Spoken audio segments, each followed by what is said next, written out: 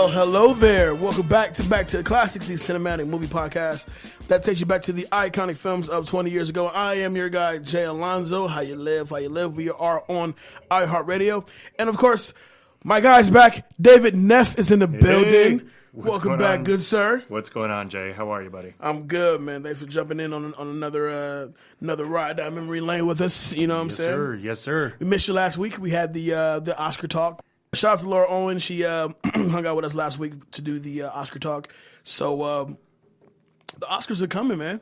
Yeah, they sure are. You know, I was, for me, it's funny because my family, you know, when it comes to me, you know, I'm the sports guy. So Super Bowl is Super Bowl, but Oscars is like their Super Bowl. Right. You know, so it's gonna be a lot of fun. I think there was some controversy with some of the nominations and stubs, but that's how it is every single year. But do you think overall they got it right as far as the nominations? I think overall, yeah. I think it's tough to kind of contrive and get away from the group that was at the Golden Globes. You know, not really too many surprises. I think the biggest one for me was obviously James Franco.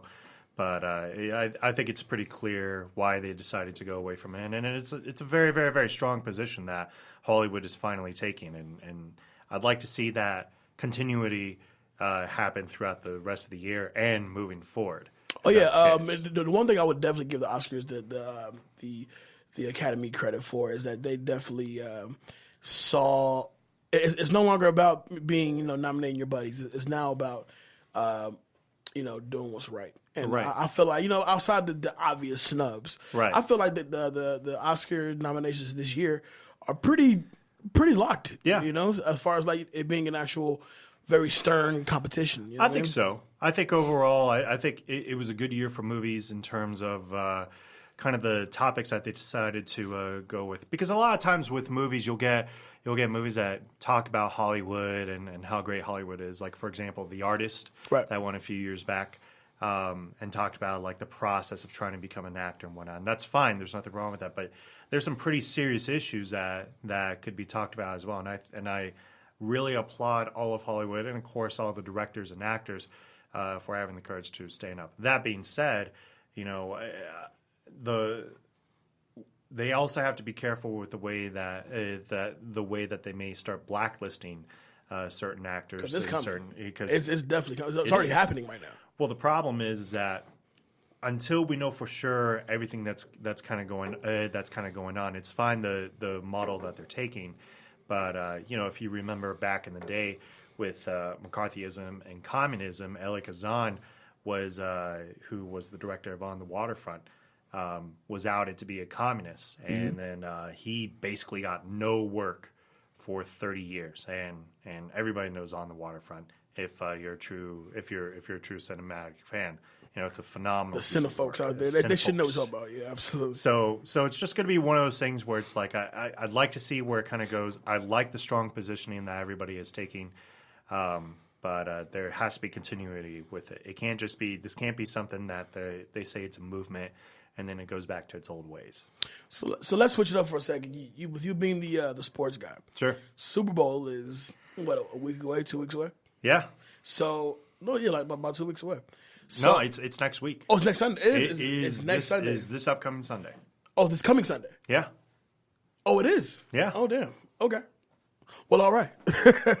Okay, so with Super Bowl being this coming Sunday, and you being a sports guy, so we have the Eagles versus the Patriots. That's right. God damn. Yep. It's about as American as it can get. You basically have Patriots versus Eagles. You know, it's very, very hard to. The only way it could actually be more American in my eyes. Well, yeah, the only way it could be more American is if they had like a hot dog race in the middle of it, and oh yeah. Everybody.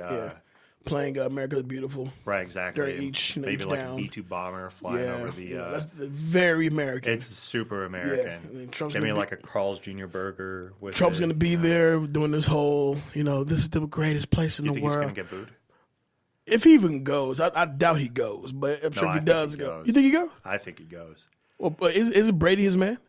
Yeah, but I think he goes. I think he's gonna show up. How are you looking forward to the Timberlake halftime show? It depends. It depends on how much I ate that day. If I can't move and grab the remote in time, I think I'm going to just sit here and just watch it. No, it'd be good to see Timberlake again after Nipplegate. Yeah, I feel like the one thing I will say about the Super Bowl, outside of the teams that go every year, but it's like the one thing I look forward to. Obviously, I look forward to the obviously the new movie trailers that showed during the Super Bowl. Right, the commercials are a big part of it. Yes, I definitely know that. I have no solid proof, but I've been hearing through the grapevine. We're finally going to get the Han Solo trailer during Super Bowl, finally, which is great. The movie's like fucking 2 months out, like 3 months out, so we got to get something at this point. Let me ask, since we brought up the in betweens, the commercials and everything. Mm-hmm. What do you have a favorite commercial that you have from the Super Bowl that you remember? One in particular that I always will YouTube here and there to kind of bring back those memories. It's the old Doritos commercial, and it's when the mother has a date come by the house to pick her up. And the little boy's in the living room, and he's sitting next to sitting next to the little boy. He sees the bowl of Doritos. He goes for it, grabs the Doritos. The little boy smacks the Dorito out of his hand, and he goes, he said, "Number one, don't touch my mama. Don't touch my Doritos." Love that shit. It was such it was very a very subdued and yet very very effective commercial for being about Doritos. Right. You know what I mean? I am looking forward to seeing what's her name? Tiffany Haddish. She has a spot coming up for for Groupon. Right. And I love that one because she's had Groupon as a part of her set when she does stand up for the longest time. And Groupon said, "Fuck it, we're gonna give her a deal." Yeah. So I don't know. I want to say their Super Bowl spot is gonna run them about $5 million, but you have Tiffany Haddish as the spokesperson for Groupon. No doubt about it. I mean, the average. I think I read somewhere that the average Super Bowl commercial is to even get a spot, you have to pony up at least $2 to $3 million. Yeah, I believe it's like $2 to $5 million to even get a spot. I don't know how I feel about that. Like if it's just a spot that you're looking for. And the thing is that you ever. It's funny because they run during the Super Bowl, and then afterwards, I feel like I never see them again. Like I'll see the Doritos ones, and I'll see Coca-Cola, and maybe whichever beer commercial kind of comes on because they kind of rehash those a little bit. Mm-hmm. But then that's it. Like I never see, and wasn't it last year that they had like Scientology commercial, or was that the year before last? The Scientology community was like, we're going to pony up the $5 million cash, and we're definitely going to show ourselves at the Super Bowl. Well, think about it. The Super Bowl. The Super Bowl is the number one thing being watched at that time. Of course. Almost every home in America has it on that channel at that time. So to pony out the $2 to $5 million it takes to actually get a spot on there, you look forward to seeing the GoDaddy spot. You look forward to seeing the whatever Disney has lined up, whatever Marvel's going to put out at that time. It's just all eyes are locked in. Was it on NBC this year or CBS? NBC. All right, so all TVs are locked in on this particular channel for at least 3 hours, for sure. Oh no doubt about it. I mean, it's a 5-hour event, So if the game is not a blowout, then you can definitely see people kind of locked in and trying to see everything that everything has to offer. It's still one of those things that's like. It's why I appreciate, Star Wars and Disney and whatnot. They just say, forget it. We'll do a Super Bowl spot, but we do our own personal conventions to like do our movie releases and whatnot. And that's something that's not a luxury for, obviously Doritos. In fact, my favorite Super Bowl commercial is also a Doritos commercial. I just feel like they're top notch usually every single year. So what are you looking as far as the movie spots that we're going to get? What spot would you love to see on Sunday as far as like movie is concerned? For me, I know for a fact we're going to get another Black Panther spot for sure, without a doubt, because Black Panther is now the hottest commodity. If we're lucky, we may even get another Infinity War spot. Well, I think that's kind of what I'm hoping for. Another Infinity War? I think I think it's tough to we got a taste, and you see, it's weird for me because I usually am not the biggest fan of movie trailers, especially for something I love. Like when it comes to Star Wars trailers, I avoid them like the plague. You will see me run out of a movie theater the minute I start hearing the music come on, or literally, I did not know anything going into Last Jedi. Really? I knew of some semblance of what was going to happen, but I was there. I was there opening night to make sure that I was going to go see it. But for me, I think it has to be Infinity Wars because it just has to be something that we've all been waiting for this. Mm-hmm. We're here. We need a little bit more, and I need to know how long is this movie actually going to be? 76 characters is a lot. I'm really banking on like maybe 230, maybe 245. I don't think so. I think it goes bigger. Like 3. I think 3.5. That's a long fucking movie. I think it's going to hit it. Wow. I think they're going to interstellar it because they have to.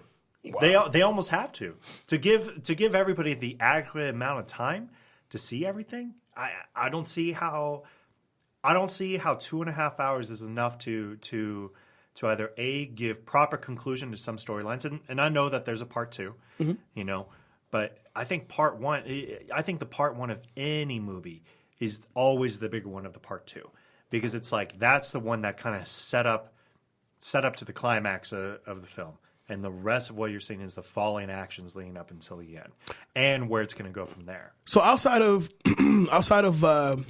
comic book movies, we know we're going to get those. Right. What spot would you like to see? For me, I am so juiced for Ready Player One. Yeah. Did you read the book? I did read the book. Okay. But I think this is one of those situations where I think the book, though a great book, visually is going to just blow me away because this is literally pop culture in 2 hours. Yeah. So it's funny because I feel like that movie is specifically targeted for our age group. Right. Like they're like, hey, we're bringing back the 80s. And I'm like, hey, wait a minute. I know everything about that. I'm not ready yet. I wasn't ready yet. And they're like, oh, yeah. And one of the characters in it is the Iron Giant. I'm like, wait a minute, I know that. I kind of grew up on that. And the DeLorean, we're not in it. Right. But the DeLorean is in it too. So right. I feel like the Ready Player One trailer is going to be, a Ready Player One spot. Just get people more amped up for what's to come, I think so.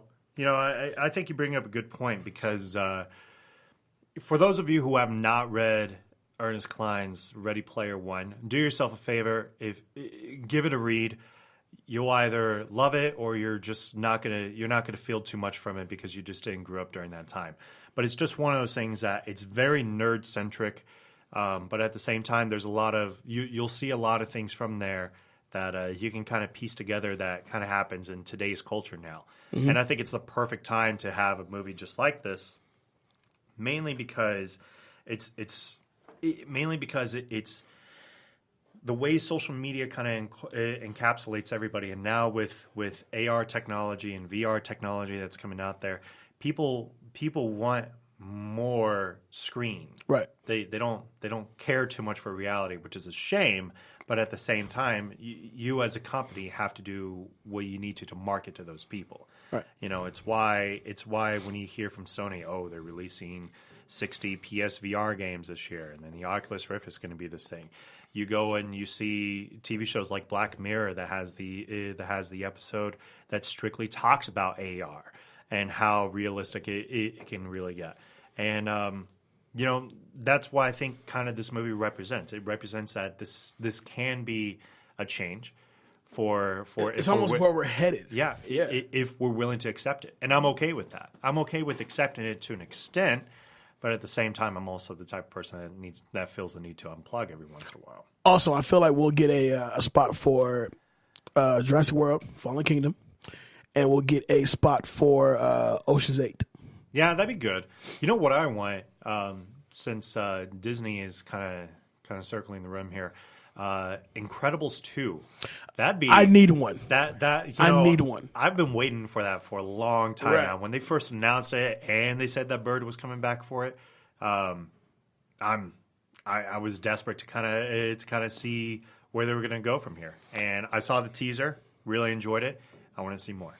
Speaking of desperate, let's get into this movie while we're all here today. This movie that we're going to cover today,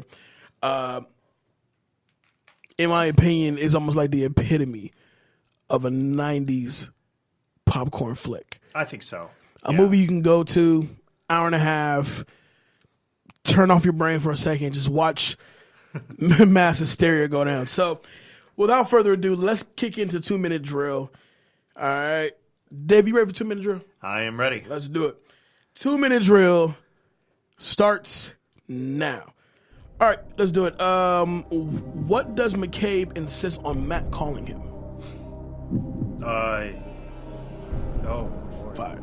It's 3. not Sir Uncle. 2. It's not Uncle Jack, but it's Uncle, even though he's not his uncle. Uncle Pete. Okay. All right. I guess we'll give it to you since you threw out the last one. But all right, cool. What was McCabe's prison number? Shit. What is McCabe's prison number? 5 seconds. 5. 4. 021278 to 10th power. Hashtag McCabe's stuff. I don't know what it is. Go ahead. It's R45237. He only mentions it one time during the movie, and that's when he actually gets the medicine. Right. Ah, damn you, Dave. Let's do it. Who plays Captain Cassidy? Oh, Brian Cox. Nice. Yeah. We have 49 seconds. All right. What was the thing that McCabe actually swallowed? And he specifically stated this. He says, I do not want this in a vial. I want this in what? 5 seconds. 5, 4, 3. I can literally see it, but I have no idea what the fuck it is. All right, time's up. All right. It's called an ampule. Ampule. I feel like it was a much bigger word with like a lot more letters, but right. I couldn't think of what it was. We got 10 seconds. Okay. Where does this film take place and in which hospital? It is taking place at San Francisco Memorial Hospital in San Francisco. But it's filmed in Pittsburgh. Damn. David Neff came to play. Shit. Well, if you don't know what movie we're talking about, we'll take it back to 1998, January 30th of 1998 to be exact with you. Michael Keaton, Andy Garcia, Desperate Measures, a movie that kind of flew under the radar. It flew under the radar, but it was something that, unless you're a cinephobe, unless you are really into a typical night of the movies, right, you probably wouldn't have caught on to it. Most people, I would say, most people who saw this movie likely saw it at a Blockbuster, right? And I would say, oh, that looks all right. Or you call it on HBO, or right, Blockbuster. It's on Stars or something. Yeah, like that. you know, right. But original release date January 30th of 1998 shares opening weekend with Deep Rising, Great Expectations, and Zero Effect. So it was pretty stock weekend. Yeah. You have the Deep Rising movie, which was bad. Yeah. But kind of glad we're talking about this movie. Yeah, I was conflicted too. Trust me. You have Great Expectations with De Niro and Ethan Hawke, and then you also have Zero Effect with Bill Pullman and Ben Stiller, which wasn't a bad movie actually. Got it, man. Never saw it. You never seen it? Wow. No. This movie had a production budget of $50 million with a box office total of $13.8 million. Man, they really know their finances here. Man, and then currently sits at a 17% on Rotten Tomatoes. So before we get into this thing, let's talk about the 17% because we talked about it off air. The 17% for this movie is a bit unfair. I agree. Because when you take a premise like this, cop has a son dying of cancer. The one compatible person to give him that bone marrow transplant happens to be a serial killer that's currently locked up. Right. Okay. You go to that serial killer. He says no, but then he says, you know what? Yeah, I'll do it. Obviously, there's going to be there's a bigger agenda here with the serial killer. Of course. There's your movie. But the way the movie plays out it's not too many boring moments in the movie. No, not at all. Okay, to put it perfectly, and we talked about this off air, but last year the release of Con Air was a big ticket production with Ving Rhames, Nicolas Cage, obviously, and John Malkovich. Mm-hmm. And in some senses, you could say that there were cases of how the escape actually happened, right. having similar ways. In this case, a swallowing of an ampule is literally basically thrown back up to counteract something. But in the case of Con Air, it was used to actually hold like a lighter fluid and some matches to burn a guy to basically create a distraction is what it is. So I think it's really unfair to say 17%. I wouldn't say that this is like a 80, 90% movie or even a 70. Oh no. I think a mid to high 50s. I think overall is pretty maybe fair. Even a solid 60. Yeah, I could probably say 60. Yeah. I'm pretty convinced on that. So this movie it's set in San Francisco. So you have this cop, Frank Connor, played by Andy Garcia. I'm not the biggest Andy Garcia fan. No. I respect what he does. I'm just not a huge fan of his work, but his son Matt, played by Joseph Cross, right? Which is so weird because Joseph Cross and Michael Keaton, they get together again later on in a movie called Jack Frost. Yeah, it's the spiritual sequel. It's what would literally happen afterwards. They realize that their genes were such a match that they should be father and son. They moved to the Midwest where apparently nobody cares about criminal past and no. But karma is a bitch. But karma is definitely a bitch.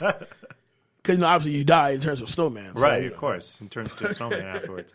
But at this point, Connor is he's desperate. Yeah. And I was curious about this particular part because it's like you have all these people in San Francisco, no family members, no nothing that can actually be a compatible donor for what Matt needs done. Well, see, that's the thing about transplants. As somebody who's had family that's had them before, it's actually a lot more difficult than people make it out to be. It's not just like people always say, "Oh, well, you have to have the right blood type." Well, yeah, that's a start. Right. The other parts of it is what sort of damage have you done to it? Is there anything that's going to prevent this person from surviving? And to be fair, he still has leukemia. And leukemia, by all rights, it's still cancer. It can go into remission for all you want, but they're basically doing this to save his life at that point, right? Because there is still not considered a cure out there, right? For it. You can only prolong the effects of it. So eventually, they would have to find probably another bone marrow transplant. But in this particular case, this is a child. You can really, really feel. What was really interesting about this is that right at the start of the movie, it wasn't like you got a diagnosis and then you kind of have to live through it, and then the father comes. Yeah, he's already had it. No. He's in the middle. He knew about the diagnosis, and he breaks the law to the find, movie opens with him breaking the law. To even get the name Peter McCabe. Just to find out who is actually a true fit for this. So it's tough, but yeah, I can kind of see it a little bit. Yeah, speaking about that part, one thing I can credit this movie on is that it literally opens up with the tension of this is a desperate father. Yeah, no doubt about it. And then once you discover what he's actually doing at the FBI headquarters, I assume past after hours, right? Yeah, and you're breaking in to get this information just to get a name. Yeah, but it definitely shows the desperation of what he's trying to do. He definitely had a sense of purpose, and he knew. Plus, he's a widow. Right. Yes. So first off, that's tough. This is a cop that which deals with everything. Mm-hmm. That's a widow, and he may feel some sort of guilt, although it's not really talked about there. And he has a dying son, which he obviously feels very greatly about. So. Let me just be fair and give Andy Garcia the credit here, because he really went out of his way to act or overact in this role. You definitely got the sense that this was absolutely desperate, that this man was not going to take no for an answer. No, it's similar to what's the movie Brendan Fraser, Harrison Ford, Extraordinary Measures. Extraordinary, yep. Yeah. Mm-hmm. So funny measures, right? Desperate measures, extraordinary measures. The measures that people have to take to get somebody healthy for a loved one. Mm-hmm. And that's amazing. So we meet McCabe, played brilliantly by Michael Keaton. I told you, I love when Keaton plays bad guys. He's such a smug, cunning, brutal. He's a dude that you can't keep your eyes off him. You know what I mean? You don't know what he's going to do. No doubt about it. And he's definitely helped with actually some pretty decent writing towards the beginning. There was a very, very quotable part. I'm just going to read it. He says, "You have to appreciate the irony. After all these years of being locked up, I'm given the opportunity to kill again. A cop's kid, too. And all I have to do is sit right here." That is, That is literally the mind of somebody who does not give a fuck. Exactly. He does not care at all. Amazing. So for me, when you set that character up to be just that relentless and that I don't care, and then eventually, throughout the movie, he'll let you know you can't kill me. Right. At this particular point, I'm immortal. You kill me, you kill the kid.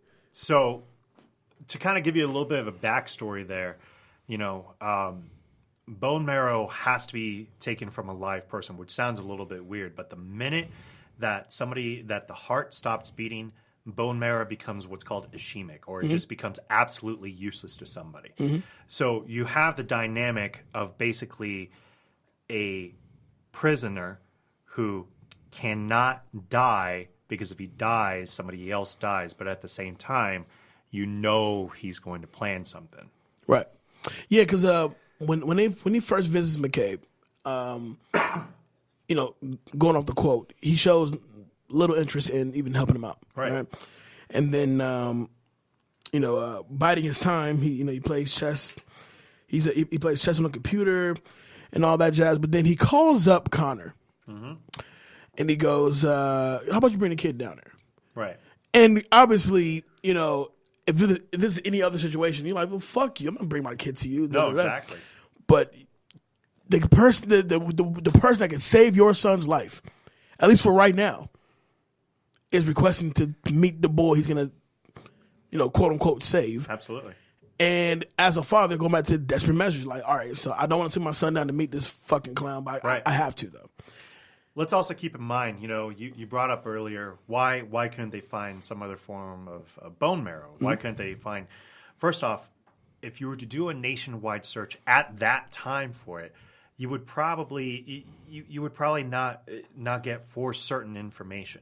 Whereas in this case, you had certain information that was there. So that may not seem very prominent, but the last thing you want is to try to give this kid hope because, oh, hey, we found some grandmother who has everything absolutely right. And then along the way, because you have to get the person over there to even agree to it for it to actually happen. Because, again, you can't take this out of the body because it becomes ischemic. Right. So, yeah, there's a reason why this kind of happens. And I think, to be honest, I think a little bit of that is why it got a 17%, because everybody's going to ask that question. Why couldn't they just find somebody else? Why did it have to be this person? No time. And that's exactly. You don't have enough time. This kid could literally pass away at any given day, any given time. So yeah, the race against the clock is a little bit there, but at the same time, if they had a choice to find somebody else, of course he would have taken that choice. He even said it during the movie. Yes, I would gladly take the choice if I had the chance, but I can't. I can't take that risk right now. And so the police chief, played by Brian Cox, he gives Connor the good news that they're gonna do the transplant for you. Right. Things set up. I'm gonna assume it's the mayor's assistant or something like that, or who wants basically him to pretty much shout out the mayor Right. for letting this happen. Right. Obviously, with this being, if he told you no before, and I said, I'll do it. Right. Obviously, he's planning something. No, of right? course, and I think Andy really caught on to that. Oh, really quickly. He was like, yeah, this sounds really weird, but I kind of have again no choice, so Right. I have to kind of play through your little game. And so when they cut back to McCabe locked up, and he's getting the blueprints Right. of the hospital Right. that they will be at, which is surprising. How did you even find out? How did he find out exactly where they'll be to make this thing happen?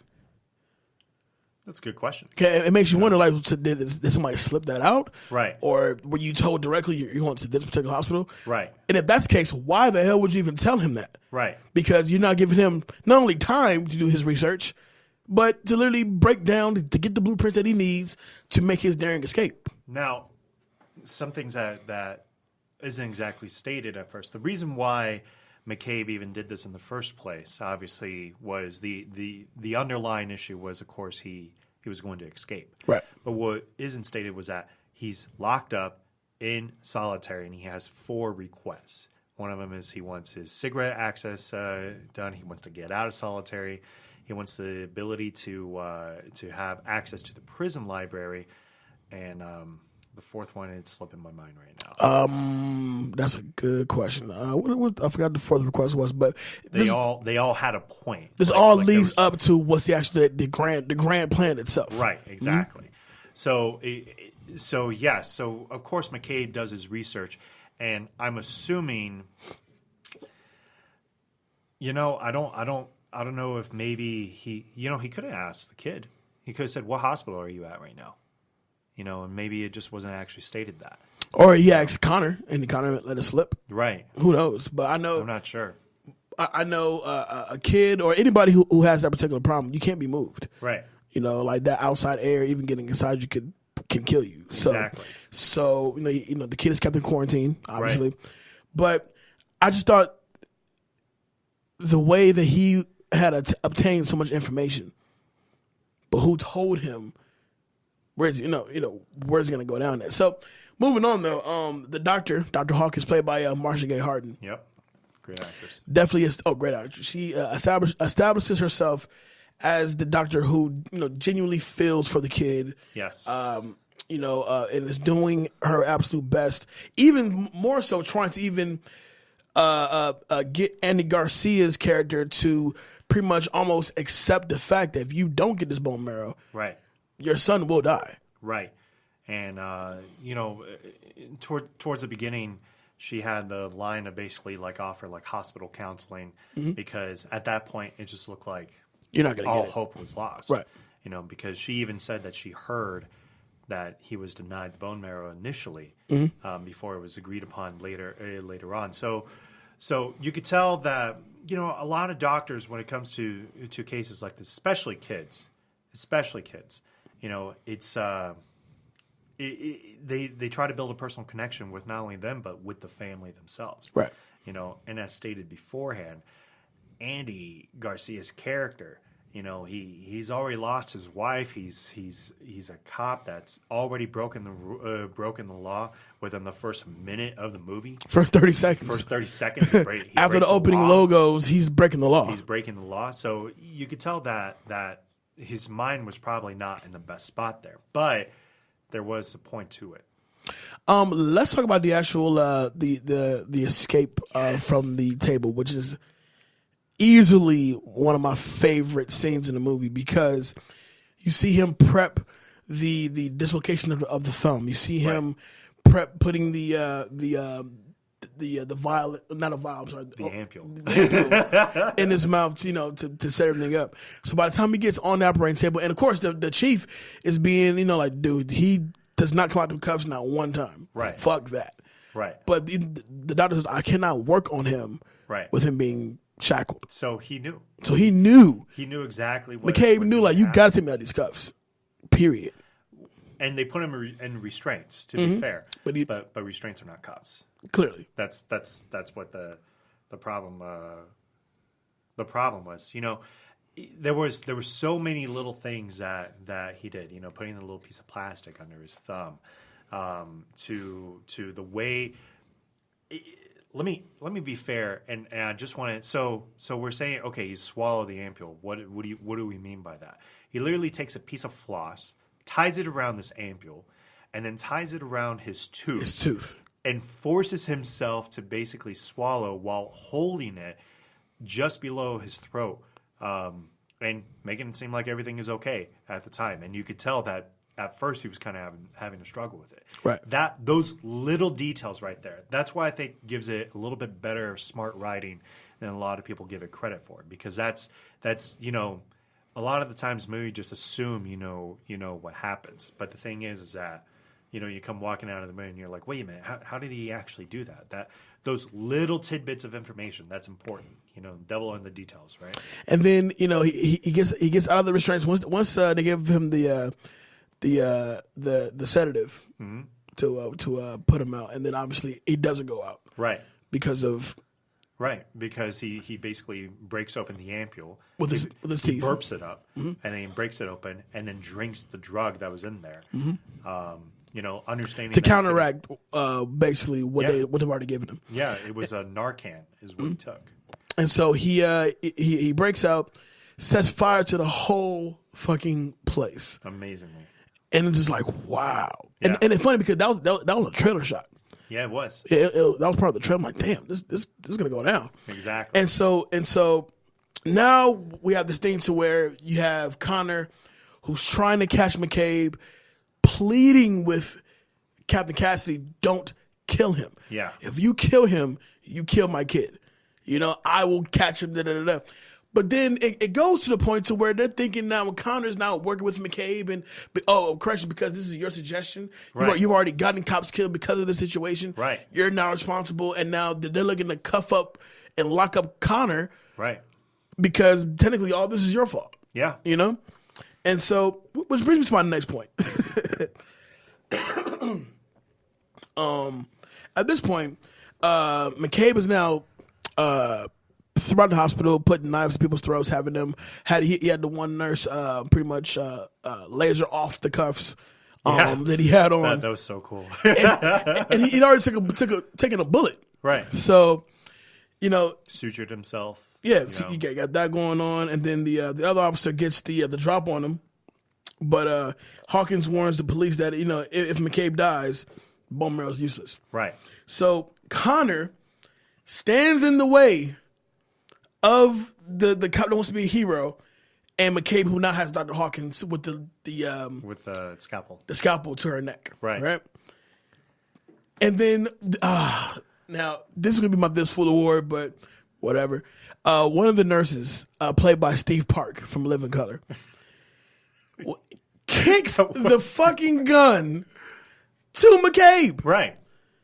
So let's paint this scenario for you. So for whatever reason, it was such a bad move. The worst thing that you can do in the case of a robbery or anything like that is to give the person more firepower, more reason to cause destruction. Because at this point, it was pretty clear he had no problem setting fire to your other coworkers. So what's a gun going to do? Right. So a gun is just going to solve the issue then. A lot faster. Exactly. Because obviously when he kicks over the gun, right, Cade grabs the gun, shoots the hero cop. Right. And he breaks out again. And he shoots another cop as well. Mm-hmm. So now McCabe has escaped. He now has a gun and 2 dead cops. So now he already knows that there's no remorse.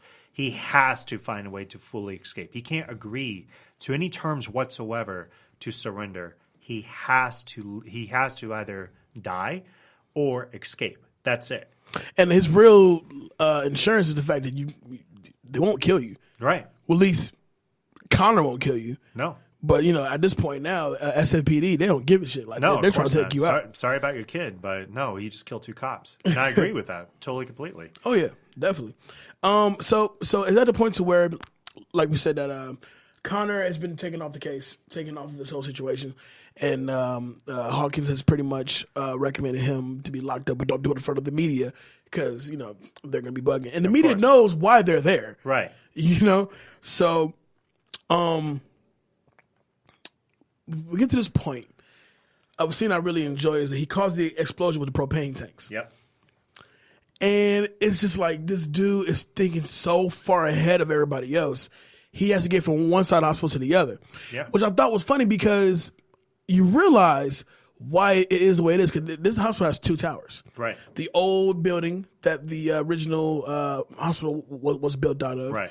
And then the new building that's all super high tech. Right. So getting from one building to the other, he can make his easier escape from that other building. Of course. Which the is old building has the tunnels and it has all the easier stuff. right. So he gets control of the hospital's adjacent wing, holding the guards hostage as well as the warden. Yes. God, that was a great scene. Oh man, That was an awesome scene. And Connor and Hawkins, they're now going toward that same part as well. We find out that Hawkins has a fear of heights. Yeah. Not needed, No. but we now know she has a fear of heights. Right. Let me ask something real quick. Who were you rooting for? Like at that point in the movie, were you really rooting for McCabe to get caught? You're conflicted because You have to appreciate genius a little bit. yeah, because like McCabe is not to be played with. He's at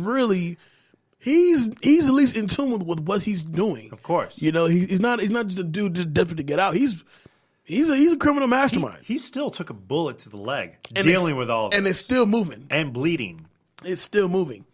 And so at this point, you want to see, Connor's son get the bone marrow. Right. But in a weird way, you kind of want to see McCabe get away. Exactly. So it's kind of like this.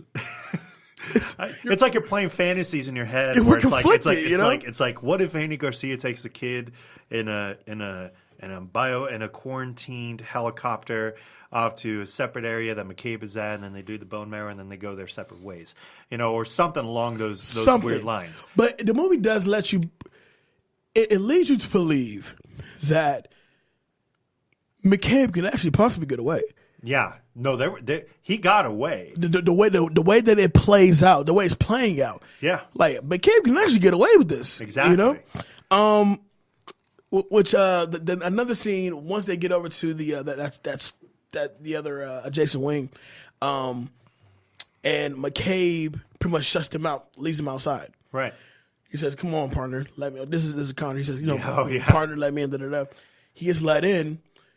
But on the flip side to that, though, McCabe has this plan to leave the it was like a propane tank left on the bridge. Yeah, and he knows that Cassie and the squad are coming after McCabe. Of course, because he even says the word partner. They're gonna bum rush that wing because they know McCabe is in there with the guards, with those people. So of course, the FBI, the only thing that's on, or the SFPD, the only thing that's on their mind is oh God, our own guy has betrayed us at this point. Right. Like it's like there's no way that he hasn't betrayed us. And there was still confusion upon their behalf on this next scene that they still think he's somewhat betrayed, but at the same time somebody catches on to the entire plan. Yeah, because Connor even sees that McCabe is going to shoot that propane tank. Right. When they get close enough in that bridge to get over to the other wing, so he now knows what McCabe's going to do. Right. So he gets on the radio. He says, "Fall back. He's going to kill you." Like, listen, you betrayed us before. We're not going to listen to you anymore. And then, so just to beat McCabe at it, he shoots out the windows to get them to fall back, and it still shoots the propane tank. He shoots it himself. No cops die. No cops died. The bridge falls. Mm-hmm. They clearly see the plan now, and that's when Brian Cox knew. Like immediately, he was like, "I think he just saved our lives." Yeah, totally, completely. And like, that you think that's in my opinion, that's just good writing. In my opinion, that's you have to let the philosophy of everything go out. Everything is based upon perspective in some sense, but it's such a wonderful scene because you see that no matter what, Andy's trying to minimize the damage at this point, from the shitstorm that he actually caused in the first place. Right. But going back to the good writing, though, I love that part because even prior to that, McCabe not realizing like this dude is a fucking father. Yeah. And he's really trying to save his son by any means necessary, even going through this bullshit with me. But and really in an odd way develops a respect for him as well. Yeah. You could kind of tell that at that point McCabe was almost in some sense kind of rooting for him in the sense that I really hope if it was anybody else, I would really hope that the kid gets his bone marrow treatment, but he's just not getting it from me. Which is funny because it goes back to what Cassidy had said to Connor earlier when he says, "How many people have to die tonight so that your kid can live?" Right. And it makes you wonder, like people are dying left and right because we're all here for your kid. It's true. And you want to see the kid get what he needs so he can live a better life and all that. But at the same time, it's like, dude, we let this animal out of his cage, and now we need to now pay for this now. Yeah. And sure, some fingers can be pointed to the SIPD for letting it get this far in the first place. Mm-hmm. But at the same token, they have a point. A lot of movies nowadays, they do this, or TV shows. TV shows do this all the time, where the sacrifice of one is better for the greater good. But in this case, this is a father speaking. This is I'm not a cop anymore. I'm a father. Right. I'm going to do everything I possibly can to save my kid. Right. His career's over. He already knew. He knew from the jump. Yeah. The minute the first 30 seconds of the movie, he knew that his career was over. He knew he was going to go to no ends to stop this. So McCabe's pissed that Connor pretty much forwarded his plans. Right. So in retaliation, he kidnaps Matt. Right. So now it's really bad now because now you have the kid. Not only do you have the kid outside of quarantine. Right. And then, earlier, anything outside of quarantine, the kid has maybe a few hours to live. Right, exactly. You know what I mean?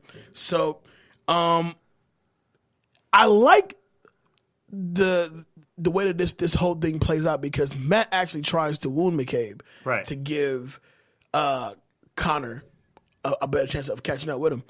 And McCabe's actually impressed by the fact that you're trying to help your dad out. Right. So, so he actually leaves him there. And still, breaks away to break away for him to get away is that Connor could find Matt. And so McCabe breaks out to San Francisco. He steals a car, and then Connor chases him over to a bridge. The climax to this movie, you don't necessarily see it coming. But damn, is it good. Yeah. It's so good. Now this is daylight now. Connor still needs him captured alive. Right. Obviously. Cassidy, his guys, they arrive with the helicopter. A sniper starts shooting. Connor, once again, has to shield McCabe. It takes a bullet for him. It takes a bullet for McCabe. You know what I mean?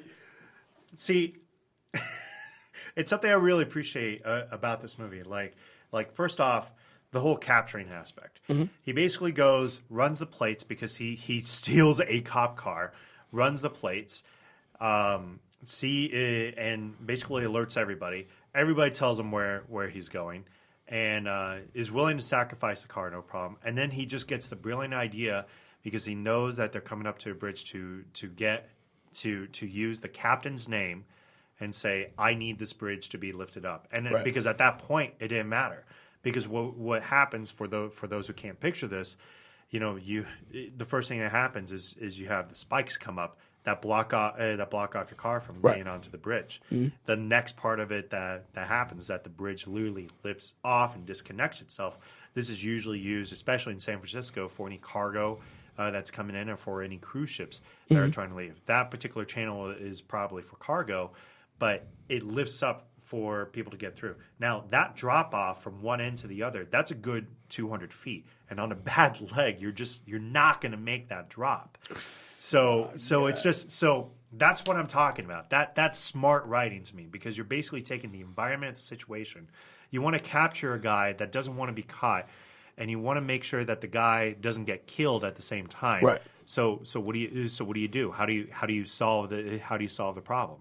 And you do it by put him in a corner where he can't go anywhere without himself in cuffs. That's good writing. Yeah. So Connor he wounds McCabe because he's obviously trying to run off. Of course. He shoots McCabe, wounds him, and then he falls into the bay. Right. Right behind him is Connor jumping right in there behind him so he can grab him. He didn't even think about. He's like, no, you need to live. Like nope. Not today, McCabe. You're not dying today, goddammit. Okay, I need that bone marrow. Okay, shit. But jumps in there, dives and saves him, and now we're back at the hospital, in which now wounded, obviously McCabe officially agrees to do the transplant for the son. Right. Which actually saves Matt's life. Now, even though Connor's career is officially over, let's be real about it. He's overjoyed that his son's gonna live. Of course. Now and then you cut back to McCabe, who's in his recovery bed, and then the guard comes in, or the guard's been in there, and then McCabe, I think he asks him. No, I think the guard just lets him know that the surgery goes well. Right.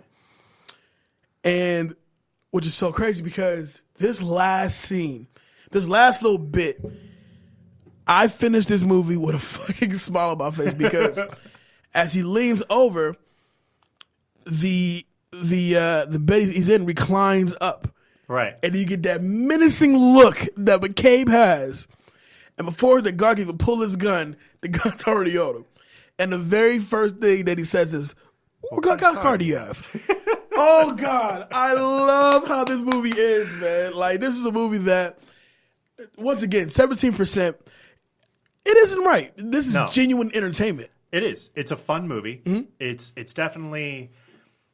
Are there slow parts in it? Yeah. But if you're going to knock a movie on pacing issues, you can't knock it based upon some of the logic that it used. No, right. There's definitely other parts that people are going to say, well, why couldn't this happen? Here's a good one. Okay, when he dislocates his thumb initially, whenever you dislocate your thumb, the first thing that happens is that it swells up. Mm-hmm. So you wouldn't have been able to get out of the handcuffs or restraints in the first place. Right. So that's one issue with it when it comes to continuity.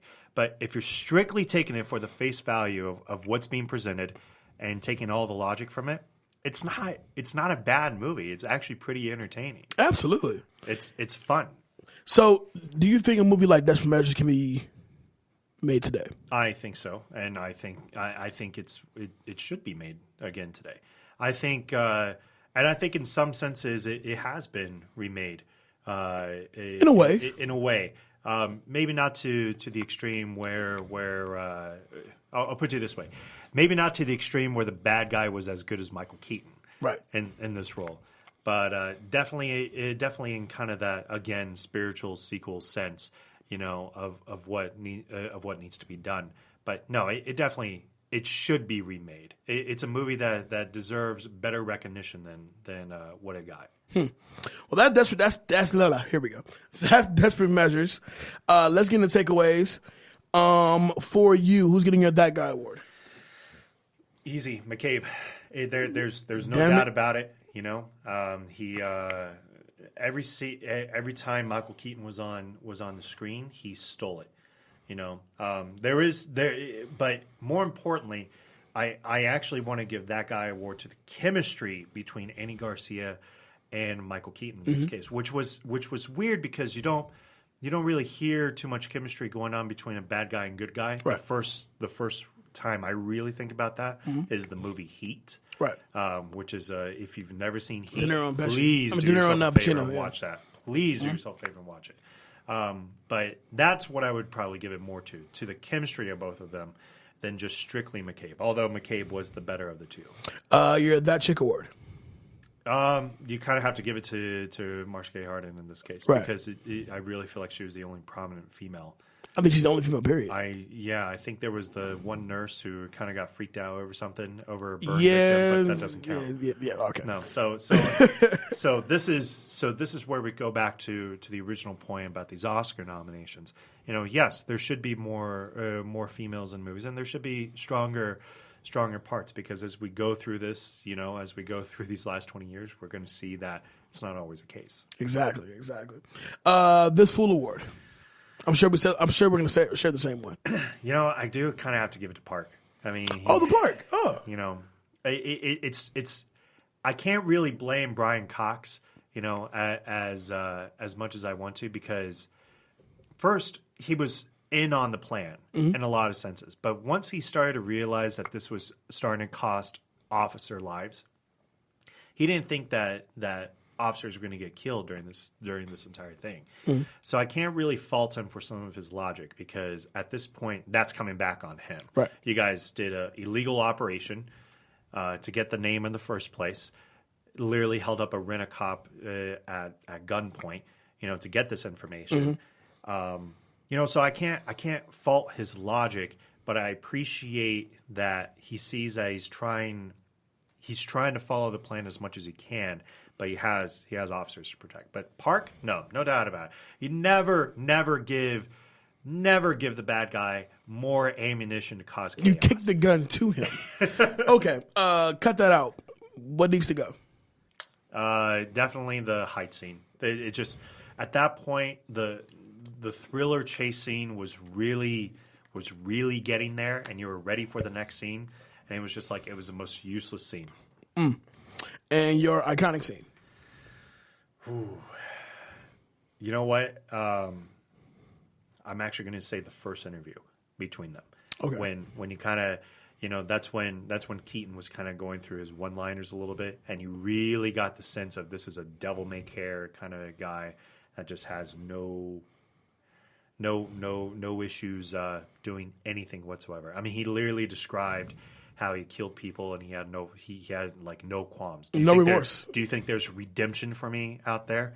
What kind of God would give me redemption? And it's like, whoa, okay, maybe we shouldn't go through with this plan. But this guy desperate measures, baby. Desperate measures. For me, my That Guy award is going to McCabe. Probably one of the definitely the better of the two between Garcia and Keaton. Their chemistry, of course, but just how cunning and how thinking steps ahead he was compared to what it was clever, extremely clever. That chick award, obviously, there's only one chick, Dr. Hawkins, but she showed her care for Matt, which I appreciated. She was even willing to stick around for the mass chaos that was getting ready to go on at this hospital. So for that, definitely that chick award. I'm going to go against you. This Fool award is going to go to Captain Cassidy, because somebody who was down for the initial plan was also quick to say that Connor went against us. Right. Which was, if you understand, you should understand off top that this is a father who's desperate for his son. He should have never agreed to the plan in the first place. If you were going to, switch up on him, you know. Cut that out. I'm going to agree with you on that one. The doctor has a fear of heights. It just wasn't needed. Right. And my iconic scene, yours is the beginning, mine's the very end. The what kind of car do you have? Right. Line for me. Because I was even 20 years later, I'm like, whoa! Right. He's that fucking daring. Oh God, I love it. Love that. So that's what it is for me. Let's get into quick hits so we can wrap this thing up. Quick hits. Michael Bay was originally set to direct this movie, but pulled out to do The Rock. Woo! I love that movie. I do too. Hands down, one of Bay's best flicks. Hands down. I think it is Bay's best flick. Or it could be, nah, for me, when it comes to Bay, Armageddon, Bad Boys 1 and 2 are for me. But, Bad Boys 1 and 2? Yeah. Bad Boy, okay. 1 and 2. Okay. In addition to some of the scenes filmed in Pittsburgh, an elaborate set was constructed in a vacant hangar at what is now known as the San Bernardino International Airport, what used to be the Norton Air Force Base. The prison and the hospital were 3 stories high and were connected by the concourse seen in the movie. So you shot the prison scenes and the hospital scenes in the same place. That's pretty awesome. It have you ever been in San Bernardino Airport? Yeah, definitely. Yeah, that's not that best. It looks like a prison. Michael Keaton and Joseph Cross appeared in Jack Frost, also in 1998. That's correct. Yeah. A lot of this film was shot in Pittsburgh. Pittsburgh is Michael Keaton's hometown. That I did not know. I did not know that. So is Wiz Khalifa. That I did know. Black and yellow. Yeah, black and yellow. Shout out to Los Colosos. Favorite team is actually the Steelers. But whatever. The film is set in San Francisco, but was filmed in Pittsburgh.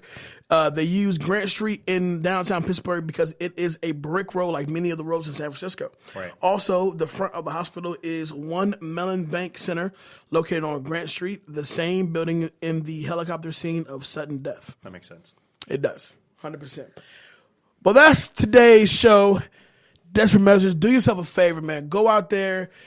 Well, I guess the age of the video store is gone now. So jump online, jump on YouTube. Video has it. Amazon Video has Voodoo. it. It's on Stars right now. If you're trying to throw on there are ways to catch it. Do yourself a favor. Watch Desperate Measures. It's a movie that got overlooked by a lot of people, but damn it is entertaining. I refuse to accept 17% on Rotten Tomatoes. I refuse to. Because I feel like this movie had a lot much more to give and a lot much more to present to you. Agreed. As opposed to a lot of the bullshit we've gotten. So above all else, David Neff, where can they find you? You can still find me, drafttech.com, where we are continuing on with our coverage of the NFL draft. Thankfully, the Super Bowl is here, so it actually is going. We are doing weeklies at this point. Nice. So at this point, you can catch us through there. If you're a Patriots fan, go Pats. If not, well, I'm sorry that you're going to lose. And we'll continue through our coverage through NFL Draft. NFL Draft comes to you April 28th through that entire weekend, April 28th through the 30th. And of course, you can always find me on Instagram at David Neff Transforms, where I talk about a little bit of physical therapy as well as my weight loss recovery. Nice. You can find me on all the social medias simply at I am Jay Alonzo. That's Instagram, Facebook, Snapchat, and Twitter. You talk to me and I'll talk back. The Facebook group, Back to Classics, a movie talk group, is up and running. Jump on in and join the conversation. I keep saying I'm going to launch the Back to Classics Instagram page. I'm going to. I just need time to do it. I'm fucking busy. But above all else, thank you guys so much for rocking with us today. We'll be back next week with a whole nother trip down memory lane right here on Back to Classics, right here on iHeartRadio. Shout out to the whole Beating Up Work crew. We'll see y'all next week. Peace.